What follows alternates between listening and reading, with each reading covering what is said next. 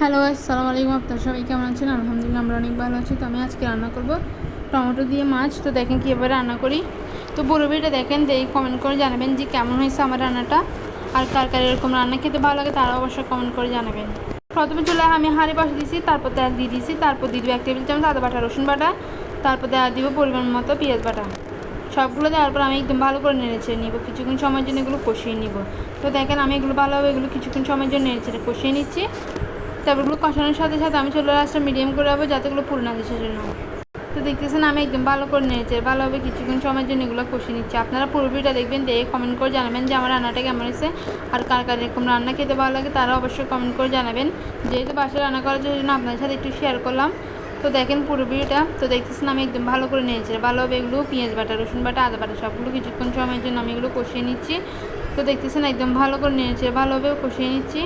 তারপরে এখানে আমি দিয়ে দিব হচ্ছে কি স্বাদ মতো 1 টেবিল চামচ লবণ, তারপর হচ্ছে স্বাদ মতো 1 টেবিল চামচ লবণ দেওয়ার পর তারপর দিয়ে দিব হচ্ছে মরিচের গুঁড়ো দিয়ে দিব হচ্ছে কি 2 টেবিল চামচ, তারপর 1 টেবিল চামচ ধনিয়ার গুঁড়ো, তারপর দিয়ে দিব 1 টেবিল চামচ জিরার গুঁড়ো, 1 টেবিল চামচ হলুদের গুঁড়ো। তারপর সব মশলা দিয়ে দিচ্ছি। তারপর আমি একদম ভালো করে নেড়েচেড়ে ভালোভাবে কিছুক্ষণ সময়ের জন্য কষিয়ে নিচ্ছি। তারপর দেখতেছেন যাতে মশলাগুলো পুড়ে যায় সেজন্য সামান্য পরিমাণ পানি দিয়ে দিব, আর মশলাগুলো যাতে ঘ্রাণটা চলে যায় সেজন্য একটু সামান্য পানি দিয়ে দিচ্ছি। ভালো করে নেড়েচেড়ে ভালোভাবে কিছুক্ষণ সময়ের জন্য আমি কষিয়ে নিচ্ছি। আর আপনার পুরো ভিডিও দেখেন, দিয়ে কমেন্ট করে জানাবেন আমার রান্নাটা কেমন হয়েছে। তো আমি এখানে পানি দিয়ে দিচ্ছি, তারপর কষিয়ে নিচ্ছি। এগুলো কষানো হয়ে গেলে তারপর আমি এখানে দিব মাছ। তো মাছগুলো আমি আগে থেকে কেটে দিয়ে ভালো পরিষ্কার করে নিচ্ছি, এখানে সবগুলো মাছ দিয়ে দিব। তো দেখতেছেন আমি এগুলো ভালো করে নেড়েচেড়ে নিচ্ছি, কষিয়ে নিচ্ছি। কষানোর সাথে সাথে আমি এখানে তারপর সবগুলো মাছ দিয়ে দিব। তো দেখেন আপনারা পুরো ভিডিও দেখে কমেন্ট করে জানাবেন। তারপর আমি এখানে একটা একটা করে সবগুলো মাছ দিয়ে দিচ্ছি, মাছগুলো সবগুলো একটা একটা করে দিয়ে দিচ্ছি।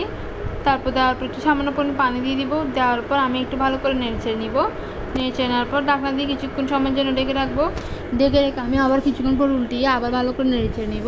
এবার কিছুক্ষণ আমি রান্নাটা ভালোভাবে করে নেব। তো দেখতেছেন মাছগুলো যাতে ভালোভাবে সিদ্ধ হয়ে যাচ্ছে, চুলার আঁচটা বড় করে দিয়েছি। তারপর আমি এখানে দিয়ে দিচ্ছি কয়েকটা টমেটো।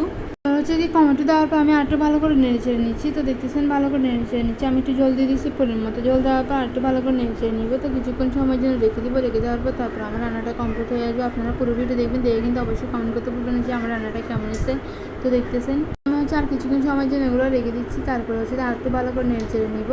তারপর চুলার আঁচটা বড় করে আসছে যাতে এগুলো ভালোভাবে হয়ে আসার জন্য। যারা আমার পেজটা ফলো করেন সবাই আমার পেজটা ফলো করে আসবেন। সবাই একটা লাইক দেবেন, আমার রান্নাটা কেমন হয়েছে অবশ্যই কমেন্ট করে জানাবেন। তারপর হচ্ছে কি একটু সবাই শেয়ার করে দিবেন আমার এই ভিডিওটা।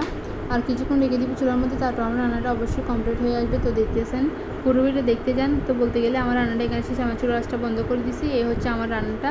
সবাই পুরো ভিডিও দেখে কমেন্ট করে জানাবেন। আমার ভিডিও হচ্ছে এই পর্যন্ত। সবাই ভালো থাকবেন, সুস্থ থাকবেন। আল্লাহ হাফেজ, বাই বাই।